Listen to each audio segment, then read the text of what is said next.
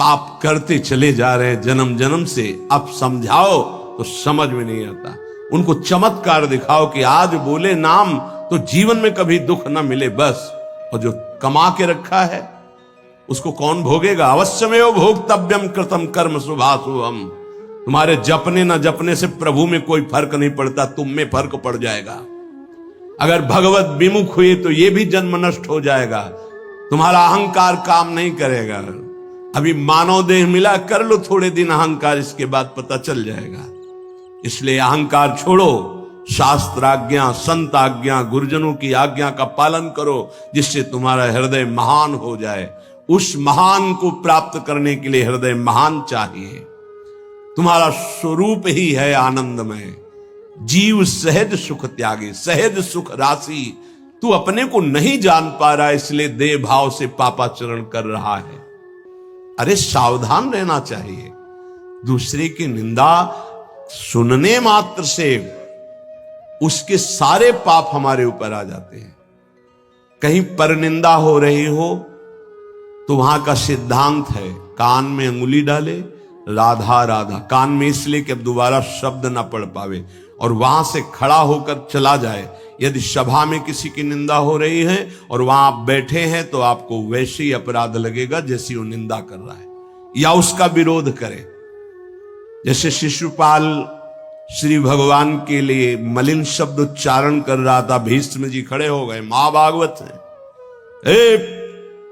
अगर प्रभु के प्रति अब एक भी शब्द बोला तो भगवान ने कहा शांत हो जाओ, तुम शांत हो जाओ, तुम मत बोलो। कुछ राजा शिशुपाल के पक्ष के थे, तो आवेश में भीष्म जी आ गए। अगर श्री कृष्ण को कोई एक शब्द भी बोले, मेरे आराध्य देव, पूरी सभा के ऊपर पैर रखता हूं। अर्थात हर वीर को ये मैं कह रहा हूं कि अगर श्री कृष्ण के विपक्ष में कोई बोला तो मैं रौंद दूंगा। केवल मैं भक्त ही नहीं हूं, मैं महाबली हूं। त्रिभुवन में कोई ऐसा जोड़ नहीं जो भीष्म अपने स्वरूप में आ जाए। और फिर उसे वही भीष्म जी जब अधर्म के पक्ष में खड़े हो गए, पांडवों के विपक्ष में, वही भगवान पांडवों के पक्ष में तो दंड मिला, 6 महीना बाणों की शैया पर पड़े रहे। अधर्म के कारण परास्त हुए ने। ऐसे महावीर महाभागवत को कोई परास्त कर सके असंभव। परम पावन गंगा जी के गर्भ में रहे, जिन गंगा जी का एक बूंद भी अगर शरीर छूटते समय चला जाए तो परम पद मिलता है, उनके गर्भ में रहे। अगर अधर्म का पक्ष ले लिया गया, अधर्म हो रहा है, सभा में बैठे हैं, तो उसी समय तेज नष्ट हो जाएगा, पुण्य नष्ट हो जाएगा, पाप का भागी बनेगा। जैसे भीष्म जैसे महापुरुष को भी बनना पड़ा। सभा में उधर ही बैठे और वहीं ही महाभागवतों की निंदा और अपमान हो रहा है। खड़े होकर चले जाना चाहिए, जैसे विदुर जी खड़े हुए और छोड़ दिया, आज के बाद तेरा अन्न नहीं पाएंगे। दुर्योधन इस सभा में नहीं आएंगे। जिस सभा में धर्मात्माओं की निंदा हो, उस सभा का त्याग कर दे। एकांत फूस की झोपड़ी बनाकर रहना पसंद, भिक्षा मांग के खाना पसंद, अधर्मियों का अन्न नहीं, अधर्म सभा का सेवन नहीं। तो भगवान विदुरानी जी के घर गए थे। पर निंदा सुनि श्रवण मलिन, बचाना चाहिए श्रवण इंद्रिय को। जहां किसी की निंदा हो, अब तो शौक है इस बात का, निंदा करने का और सुनने का एक व्यसन है। अपने को बड़ा अच्छा साधक मान लेना, दूसरे को हे मानकर उनकी निंदा करना, ये क्या कर रहे हो? अपने जीवन को गर्त में गिरा रहे हो। पर निंदा किए ते आवत नहीं कछु हाथ, मूर्ख पर्वत पाप को ले चल अपने साथ। बचन दोष पर गाए, दूसरों की विषय की चर्चा करने का समय कैसे मिलता है लोगों को? नाम जप करो, अपने विषय में सोचो, तुम्हारा मंगल कैसे होगा, तुम निष्पाप कैसे होगे, तुम्हारे दुखों की निवृत्ति कैसे होगी, तुम अपने कर्तव्य का पालन कैसे करोगे, तुम्हारा धर्म क्या है, इस विषय में सोचो। दूसरों के विषय में बोलने की हमारे पास समय वृत्ति कैसे है? ना तो वृत्ति होनी चाहिए ना समय। पर निंदा सुनकर श्रवणेंद्रिय मलिन हो गई, और पर निंदा करके वचन मलिन हो गए और अपने प्रभु से विमुख होकर, हरि से विमुख होकर सब अपवित्र हो गया। शरीर अपवित्र, इंद्रियां अपवित्र, हृदय अपवित्र, स्वभाव अपवित्र। तुलसीदास व्रत दान ज्ञान तप शुद्धि हेतु श्रुति गावे, राम चरण अनुराग नीर बिनु मल अति नाश न पावे। खास बात करें, शास्त्रों में बहुत वर्णन है। पाप नाश के बहुत से उपाय हैं, बड़े बड़े व्रत, कृच्छ चंद्रायण आदि व्रत, उपवास करने से कुछ पाप क्षीण होते हैं, लेकिन पाप प्रवृत्ति का नाश नहीं होता।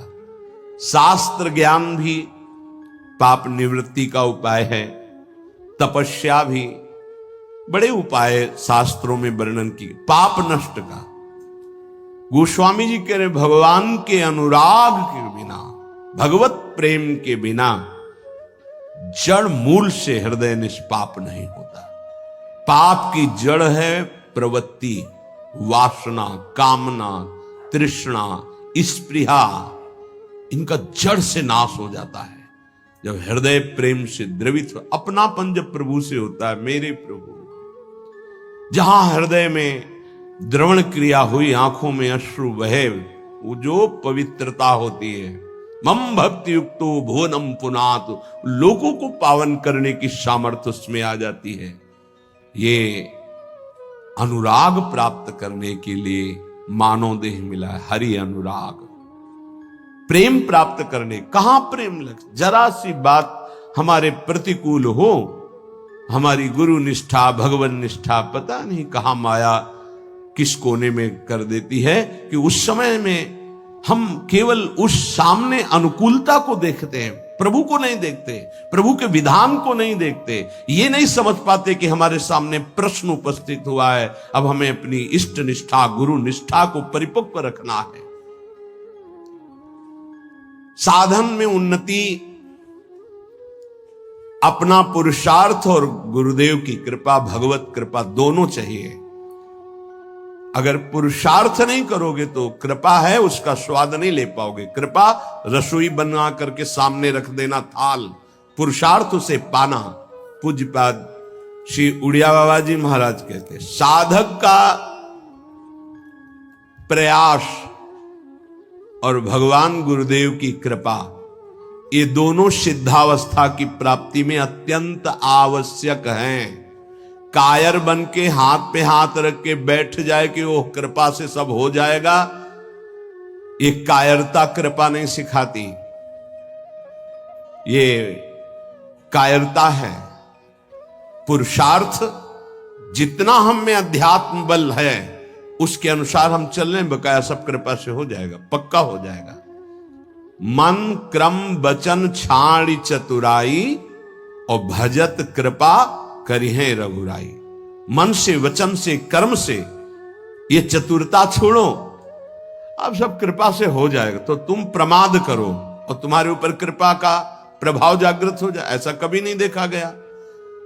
जितना आप में सामर्थ्य मिली उसको लगाओ, शेष चिंता मत करो, कृपा पूरी कर देगी, पर आपको लगना होगा।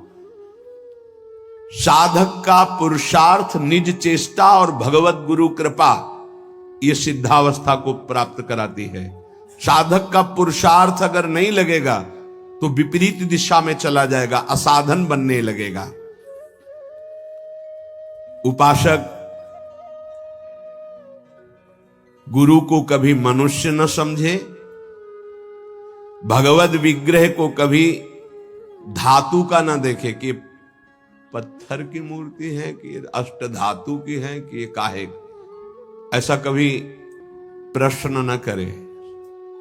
इष्ट देव का अवतार होता है अर्चा विग्रह रूप में, अर्चावतार। दो प्रकार से प्राण प्रतिष्ठा होती है, एक होती मंत्रों के द्वारा और एक होती भाव के द्वारा। निरंतर जो मंत्राकार वृत्ति की हुई भजन में डूबे हुए महापुरुष है, जब तदात्म वृत्ति से श्री विग्रह की तरफ देख ले, उसी समय हलचल पैदा हो जाएगी। प्राण प्रतिष्ठा हो गई, छाती से लगा लिया, प्राण प्रतिष्ठा हो गई। मंत्रों का एक अनुष्ठान वैदिक सिद्धांत से और एक है भाव सिद्धांत। धन्ना जाट के भांग के बट्टा में कोई प्राण प्रतिष्ठा मंत्र से नहीं हुई, भाव से भगवान प्रकट हो गए। सिलपिल्ले बाई के भाव से भगवान प्रकट। जब हम अपने प्रभु को अपने प्रभु की भावना से प्यार से देखते हैं तो वहीं प्रकट हो जाते हैं। जैसे खंभा फोड़कर नरसिंह भगवान प्रकट हो गए प्रहलाद जी के लिए, भाव से देखा। नामदेव जी ने तो कुत्ते से भगवान प्रकट हो गए, भाव से देखा भूत से भगवान प्रकट हो गए। तो फिर श्री विग्रह में भगवान नहीं प्रकट हो जाएंगे जब भक्त भाव से देखेगा। और भाव ना हो तो भगवान में भी भगवान नहीं दिखते। दुर्योधन को कहां दिखते थे? दुर्योधन दुशासन इनको नहीं दिखते थे, भगवान में भी भगवान नहीं दिखते। गुरु को मनुष्य समझना, भगवत विग्रह को धातु या पाषाण का समझना, गुरु मंत्र को साधारण शब्द समझना, चरणोदक को सामान्य जल मानना, भगवत प्रसाद को भोजन मानना, अन्न मानना, साधु की जाति पर दृष्टि रखना, ये उपासक को सावधानी पूर्वक त्याग कर देना चाहिए। ये उपासना के बड़े विघ्न हैं। यदि ऐसा भाव बना रहेगा तो उपासना सिद्ध नहीं होगी। कभी कभी चूक हो जाती है। प्रसाद में अन्न या फल दृष्टि नहीं रखी जाती, सिर्फ प्रसाद। और वैष्णव पद्धति है, प्रसाद का किनका मुख में अगर डाल लिया जाए तो कोई भी व्रत भंग नहीं होता, चाहे निर्जला ही क्यों न हो। भगवत प्रसाद में ये भाव नहीं रखा जाता कि ये अन्न है या अमुक वस्तु है, नहीं। प्रसाद में यदि भोजन अन्न वस्तु, आज अन्न है तो कल प्रसाद कैसे हो जाएगा? प्रसाद तो सिर्फ प्रसाद है और उसका किनका डालने से हर व्रत की पूर्णता होती है।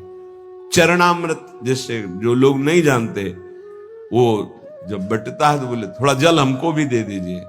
जल नहीं है, चरणामृत है। चरणामृत को जल समझना। प्रभु के सामने जाकर के पूछना, ये मूर्ति काहे की है? पत्थर की है, संगमरमर की है, ये धातु की है? बड़ा अपराध कर रहे हो। ऐसा कभी प्रभु के श्री विग्रह के सामने नहीं। ये संत किस जाति के हैं? ऐसा कभी नहीं। गुरुदेव साक्षात परब्रह्म तस्मै श्री गुरुवेन, ऐसा भाव कहां हो पाता है?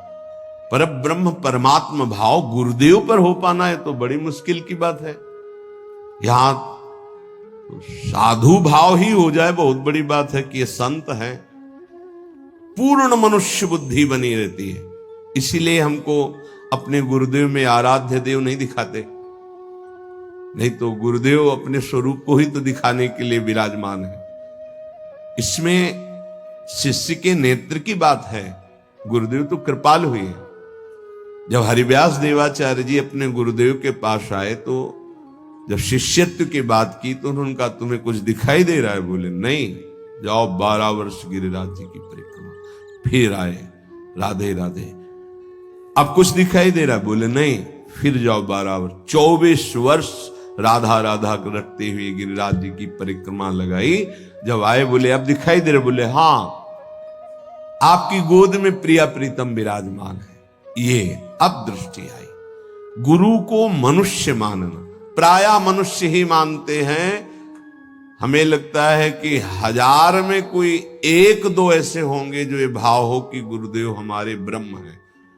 छवि या मूर्ति विराजमान करके तो पूजा सब करेंगे, लेकिन मनुष्य बुद्धि या बहुत संत बुद्धि, उसमें भी प्रश्नवाचक चिन्ह।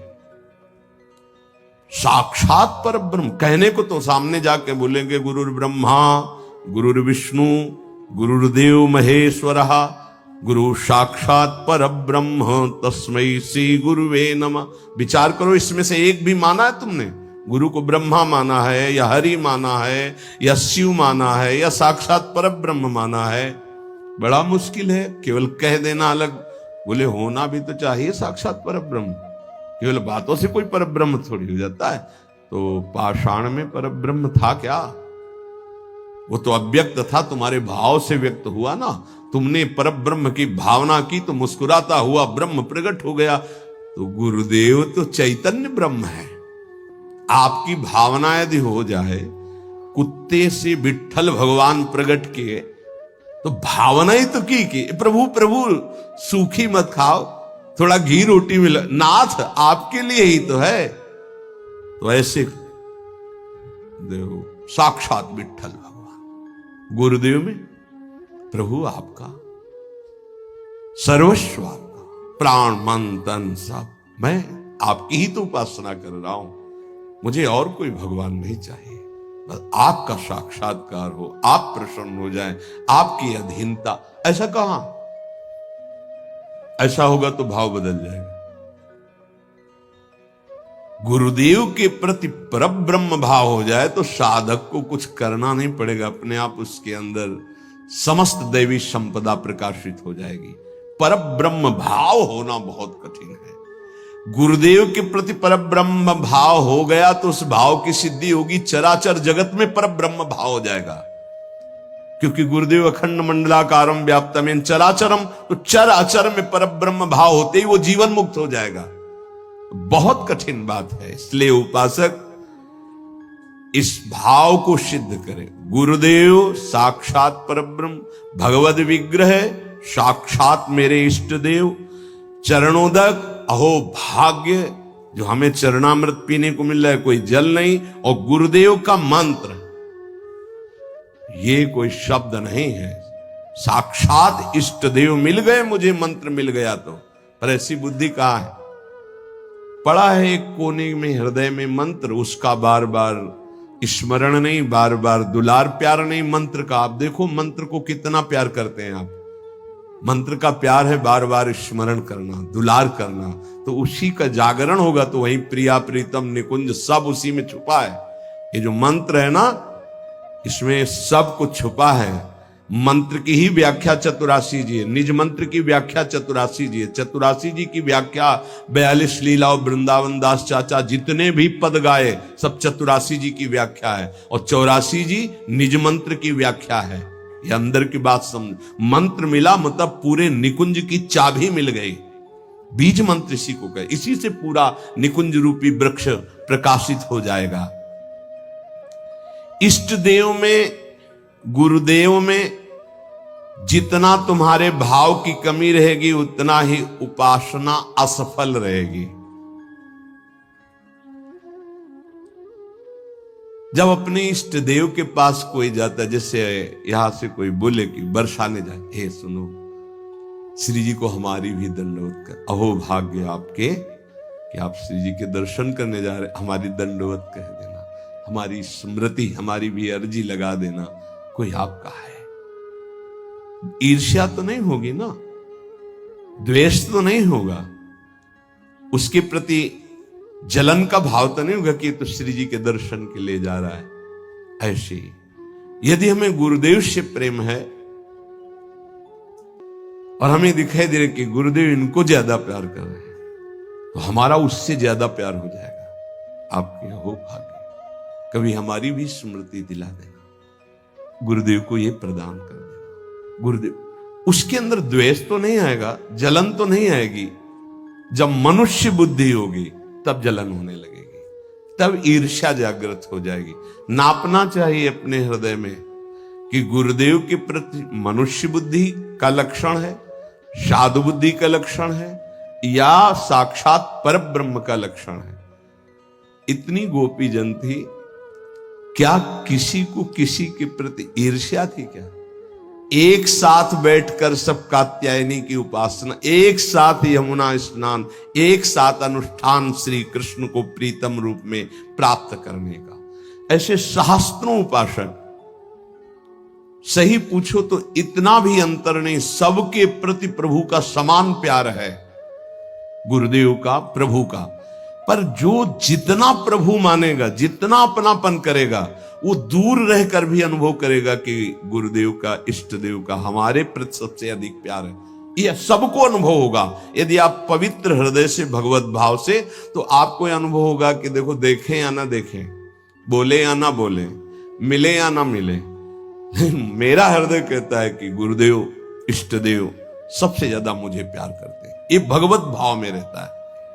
इष्ट देव और गुरुदेव की परिपूर्णता के भाव में जितनी कमी रहेगी, उपासना उतनी कच्ची रहेगी। इष्ट देव गुरुदेव की परिपूर्णता में, इष्ट देव में कभी एक देशीयता का भाव नहीं रहना चाहिए। मेरे इष्ट देव सर्वत्र विराजमान है, तभी सच्चिदानंद भाव पूर्ण होगा।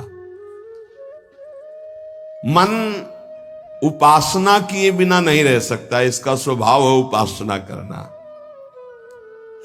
यदि प्रभु की उपासना नहीं की तो भोगों की उपासना ये करेगा ही करेगा, तुम इसे रोक नहीं सकते हो। अगर ये भोगों की उपासना करेगा तो दुख, चिंता, भय, शोक, मृत्यु, इससे तुम बच नहीं सकते हो। और मन का स्वभाव उपासना करना, ये बिना उपासना किए नहीं रह सकता। यदि प्रभु की उपासना नहीं की तो विषय की उपासना करेगा, इसलिए बचाओ इसको विषय उपासना से और प्रभु की तरफ लगा दो।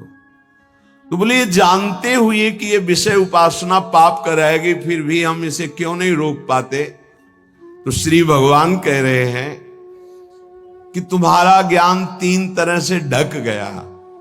पहला, अग्नि में जैसे धुआं पर अग्नि है, अर्थात ज्ञान है, पर धुआं हट जाए तो सही ज्ञान दिखाई दे, ऐसे पहली स्थिति उपासक की विषय उपासना की तरफ, काम वासना की तरफ जब होती है, उस समय एकदम वो ज्ञान जागृत करने के लिए सत्संग आदि का सहयोग तो बच जाएगा। नहीं, दूसरी आती दर्पण में मल की तरह, अब उसमें बड़ा प्रयास करने पर। तीसरी आती है जेर में ढका हुआ गर्भ, अब उसमें समझ में ही नहीं आता कि क्या ठीक है क्या नहीं ठीक है, जो वासना आई वैसी क्रिया हो गई। आवृतम ज्ञान में तेनो ज्ञानिनो नित्य वैरिणा काम रूपेण कौन्तेय दुष्पूरेणानलेन च। हे कुंती नंदन, ये काम अग्नि है, ये कभी तृप्त होने वाला नहीं है। जैसे अग्नि में धीरे धीरे घी डालो तो भड़केगी, वो शांत नहीं होगी। ये ज्ञानियों का बहुत बड़ा दुश्मन है, तो अज्ञानियों का मित्र है। काम से ही तो सुख का अनुभव करते हैं। संसार में शास्त्रों की संख्या में केवल काम सुख के लिए ही सारा चिंतन है। देख लो, हमें पढ़ना लिखना है, खूब रुपया कमाना है, अपनी कामनाओं की पूर्ति करनी। काम का सीधा तात्पर्य केवल एक ही इंद्रिय से नहीं, सर्वेंद्रियों के भोग से है। अगर ये दुश्मन है तो किनका है? जो इस संसार रूपी महान दुखालय से मुक्त होना चाहते हैं। वैसे है तो दुश्मन उनका भी, क्योंकि दुख, शोक, चिंता, भय, पाप आचरण कराता है, पर वो मित्र मानते हैं, इसी से वो सुखी होना चाहते हैं। ज्ञानिनो नित्य बैरिणा, ज्ञानियों का ये दुश्मन है। तो कोई ऐसा न समझ ले कि ज्ञानियों को भी काम परास्त करता है क्या? तो यहां ज्ञानी शब्द शास्त्र ज्ञानी से, ब्रह्मबोध से नहीं है। ब्रह्मबोध संपन्न महापुरुष के हृदय में नहीं स्वात्मा रामम विषय मृग तृष्णाम भ्रमयति, भ्रम पैदा ही नहीं कर सकती माया। जहां आता है जो ज्ञानिन कर चिता परई बरियाई विमोह बस करई, वो शास्त्र ज्ञानी, ब्रह्मबोध संपन्न महापुरुष नहीं। वहां गुंजाइश ही नहीं है। जैसे भगवत प्रेमी महात्मा नहीं। अभी वैदी भक्ति, गौड़ी भक्ति तक हो सकता है, लेकिन अनुराग, जहां अनुरागात्मिका भक्ति जागृत हुई, प्रेम लक्षणा भक्ति, वहां प्रवेश नहीं किसी विकार का। ऐसे ही शास्त्र ज्ञान साधना तक हो सकता है काम का प्रभाव, लेकिन ब्रह्मबोध संपन्न महापुरुष के हृदय में नहीं। ऊसर बरसई तृण नहीं जामा, संत हृदय जिम उपज न कामा। भगवान कह रहे हैं दुष्पूरेणा नलेन च, ये कभी पूर्णता नहीं होती काम में। अग्नि में घी की आहुति सुहाती सुहाती डाली जाए तो कभी वो बुझेगी नहीं, बढ़ती चली जाएगी। ऐसे ही कुछ लोग सिद्धांत कहते हैं भोग से योग। भाई शास्त्र तो आज्ञा नहीं करता ऐसा।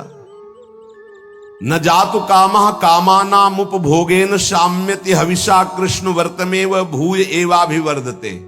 कभी काम भोग से कामनाओं की शांति नहीं होती और बढ़ती है जैसे आग में घी डालने से।